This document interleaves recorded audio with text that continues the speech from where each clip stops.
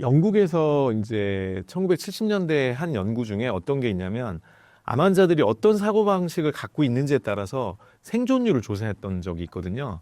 그런데 이제 거기에 통계가 어떻게 나왔냐면 나는 암과 싸우겠다. 한번 싸워보겠다. 이렇게 이제 적극적으로 암에 대응을 했던 분들은 5년 생존율이 70%였거든요.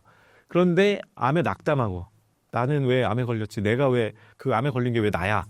그거 암에 걸렸으니까 이제 끝났네. 이런 식으로 이제 낙담하고 우울해하셨던 분들은 생존율이 20% 정도였다는 거예요. 그래서 사실은 첫 번째 암 환자들이 암을 극복하기 위해서 가져야 될 사고 방식은 긍정적이고 적극적인 사고 방식이에요. 이게 암에 걸렸지만 암에 걸렸다고 해서 뭐 세상이 무너지는 건 아니잖아요. 5년 생존율이 72%나 되니까. 그래서 사실은 이 암에 걸린 거를 긍정적으로 받아들일 수도 있어요. 왜냐하면 1, 2년을 내가 여유를 가질 수 있거든요. 뭐 인생을 우리가 오면서 이렇게 1, 2년 동안 내 몸에 대해서 내 건강에 대해서 생각할 시간이나 공부할 시간이 없었잖아요. 그런데 그런 계기로 삼아서 내가 이번에 암을 극복해서 100살까지 살아야지 이렇게 생각하시면 이제 좋겠고요. 그 다음에 식이요법이나 운동. 그러니까 기본적으로 우리가 자연요법은 암 환자들이 기본적으로 해야 된다고 생각을 해요. 그래서 음식 관리나 운동 같은 걸 철저히 해야 되는데 이걸 안 하게 되면 내가 암 환자인 걸 자꾸 까먹고요. 그러니까 무너지게 되는 거죠, 생활이. 그래서 저는 음식이나 운동이 굉장히 중요하다고 생각을 합니다. 그 다음에 세 번째는 암을 극복한 사람들은 정기 검진이나 이제 치료를 열심히 하는 거예요. 그러니까 뭐냐면 지금은 양극단이 있어요. 우리나라에 보면 대학병원 치료만 하면 된다 이렇게 생각하는 사람도 있고, 아니 그런 건 다 필요 없고 난 산에 가겠다 이런 사람들이 있는 거죠. 근데 이 양극단보다는 제가 이제 올해가 12년 차거든요. 암 환자를 본 지가. 암 환자를 12년 동안 보면서 느낀 거는 어떤 사람들이 더 오래 사냐, 이쪽도 아니고 이쪽도 아니에요. 이 두 개를 적절히 활용하시는 분들이에요. 그러니까 왜냐하면은 만약에 이 치료로 암이 정복이 됐으면 지금 이렇게 암 환자가 많지 않겠죠. 이 치료로 정복이 됐어도 마찬가지일 거예요.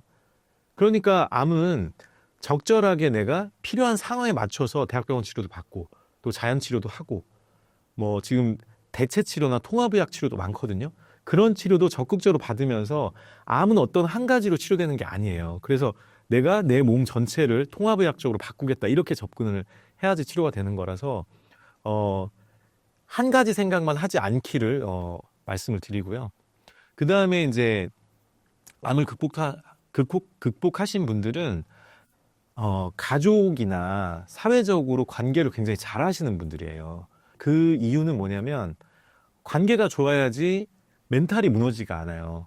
그러니까 암투병은 사실은 어떻게 생각하면 굉장히 외로운 과정일 수도 있거든요. 가족이라 하더라도 나를 다 이해하는 건 아니잖아요. 그럼에도 불구하고 내 옆에 지지자가 있다면 또 이제 그 지지자를 가족에서 못 찾으면 나랑 같이 투병하는 이런 사람들한테 찾을 수도 있거든요. 그래서 이제 암의 동료들을 만드는 분들이 훨씬 암을 극복하는데 이로운 거죠. 나랑 정보도 교환하고 동병상련도 나누면서 그렇게 이제 암투병을 같이 해나가는 그런 분들이 이제 오래 사시게 되는 거고요. 암을 극복하게 됩니다. 그리고 이제 암에 굴복하는 사람들은 기본적으로 부정적이에요. 그리고 스트레스 관리를 못 하시는 분들이 굉장히 많아요. 너무 그리고 하루 종일 불안해하거나 초조해하거나 그러면 교감신경이 올라가서 면역력이 뚝뚝 떨어지게 되거든요. 그래서 스트레스 관리를 잘 못하시는 분들이 다시 재발하는 경우가 굉장히 많습니다. 그 다음에 두 번째는 식습관이나 운동을 별로 중시하지 않는 분들이에요. 그러니까 뭐 나는 그냥 대학병원 치료만 받으면 되겠지 뭐 라고 생각하시지만 그렇지는 않다는 거죠. 대학병원은 내가 잘못된 생활을 해서 생긴 덩어리를 띄었다 뿐인 거지 이 덩어리를 또 생기지 않게 해주지는 못해요. 대학병원 치료가. 내가 또 그 생활을 하면은 또 생기는 거겠죠. 그러니까 기본적으로 음식 관리도 하고 운동도 하고 하면서 내 자신을 바꾸려는 노력을 해야 된다는 거죠. 그 다음에 세 번째는 이제 산에 가면 지금 나는 자연이다 이런 것들 때문에 산에 가면 낫는다 이런 식의 생각들을 하시잖아요. 제가 12년 동안 본 산에 가는 분들은 90% 정도가 돌아가세요. 재발되거나 전이 되거나 그러시거든요. 그건 왜 그러냐면 우리가 산에 간다는 이 자연요법은 치료의 크기가 이 정도밖에 안 돼요. 그러면 암이 이렇게 성장하는 분들은 다 돌아가시는 거죠. 다 암이 더 세니까. 그래서 이 암의 성장 속도보다 더 센 치료를 하셔야 돼요. 그래서 치료를 무시하면 안 돼요. 현대의학이 굉장히 많이 발전을 했고 지금 이제 항암제도 뭐 3세대 항암제 나왔고 지금 4세대 항암제도 만들어지고 있기 때문에 그런 것들을 적극적으로 활용을 하시는 게 좋겠습니다. 그래서 치료를 생각을 하시라는 거고요. 그 다음에 외부 도움을 좀 의존을 하라는 거예요. 뭐냐면은 혼자 투병하시려는 분들이 있어요. 그런데 혼자 투병하시면 정말 외롭고요. 맨날 뭐 우울감밖에 안 들어요. 왜 나만 걸렸지? 근데 뭐 이런 암요양병원이나 암한방병원이나 이런 데 와보시면 암에 걸린 분들 굉장히 많고요. 그거를 긍정적으로 잘 극복하시는 분들 굉장히 많기 때문에 같이 동료가 돼서 이 어려운 투병 생활을 같이 하시는 그런 이제 지혜를 발휘하시면 좋겠죠. 첫 번째는 이제 환자 맞춤형 접근을 하는 건데요.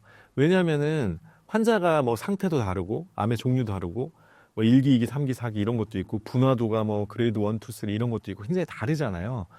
그리고 또 이분들이 자기가 암에 걸린 거를 받아들이는 정도도 굉장히 달라요. 그래서 대처하는 것도 굉장히 다르거든요. 그래서 이제 그 환자 궁극적인 거는 환자의 몸을 완전히 바꾸는, 몸과 마음을 바꾸는 치료를 해야 되기 때문에 그 환자에 맞춰서 몸과 마음을 어떻게 바꿔야 되는지를 주로 이제 말씀을 드리고요. 그리고 두 번째로는 장내 환경을 굉장히 중시합니다. 왜냐하면은 우리의 면역은 흉선과 장인데요. 흉선이 60대가 되면 10% 정도로 떨어지기 때문에 우리 면역의 거의 전부 다가 장으로 바뀐다고 보셔야 돼요. 그래서 연세가 드시면 드실수록 장내 환경이 굉장히 중요해지기 때문에 발효 음식이라든지 뭐 프로바이오틱스라든지 뭐 식이섬유라든지 뭐 채소라든지 그런 것들을 굉장히 중시하게 됩니다. 그런 걸 중시해서 장내 환경을 개선해서 면역력을 올리는 걸 굉장히 중시하게 되는 거고요. 그 다음에 세 번째는 우리가 몸을 바꾼다는 거는 사실은 마음이 바뀌어야 몸이 바뀌는 거거든요. 받아들이지 않으면요, 아무리 좋은 얘기를 해도 환자가 그걸 실천하지도 않아요. 내가 실천해야겠다는 마음을 먹어야지 실천하게 되는 거잖아요. 그래서 심리적으로 이렇게 막혀 있는 분들이 굉장히 많거든요. 그런 분들은 심리적인 걸 먼저 풀어주고 정서적으로 안정을 이제 취한 다음에 그 다음에 접근을 하겠죠. 그러니까 몸에 앞서서 마음적인 정서적인 문제를 먼저 이제 중시하게 됩니다. 그 다음에 이제 네 번째로는 지속적으로 이게 이제 암 환자분들은 사실은 수술암 방사를 하고 나서 3개월, 6개월, 9개월, 12개월 이렇게 CT를 찍는데요. 영상을 찍는데 뭐 9개월까지 멀쩡했는데 12개월에 뭐 1cm 재발도 이런 사람이 굉장히 많거든요. 그건 왜 그러냐? 중간에 방심하셔서 그래요. 그러니까 내가 수술암 방사도 다 했고 몇 번 CT를 찍었는데 괜찮다고 하니까. 근데 CT는 사실은 1mm 밑에 게 안 나와요. 1mm만 해도 100만 개거든요, 세포가.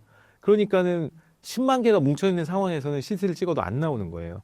그런데 9개월만 돼도 나 이제 뭐 괜찮으니까 뭐 술도 먹고 밤도 새고 이런 사람들이 나온단 말이에요. 그렇게 방심을 하게 되면 이제 암이 재발되는 거죠. 그래서 제가 중시하는 거는 수술암 방사가 다 끝나고도 2년 정도는 굉장히 엄격하게 좀 관리를 해야 된다는 거예요. 그렇게 지속적인 모니터링을 해야지만 재발률이 떨어지게 되는 거죠. 그래서 첫 번째로는 개인 맞춤형으로 접근을 한다. 두 번째로는 장내 환경을 굉장히 중시한다. 세 번째로는 멘탈, 이 정서적인 문제, 심리적인 문제를 굉장히 중시한다. 네 번째로는 지속적으로 어떻게 관리가 되고 있는지, 재발 방지를 어떻게 하고 있는지 이런 지속적으로 모니터링을 한다. 이렇게 네 가지 정도가 되겠습니다.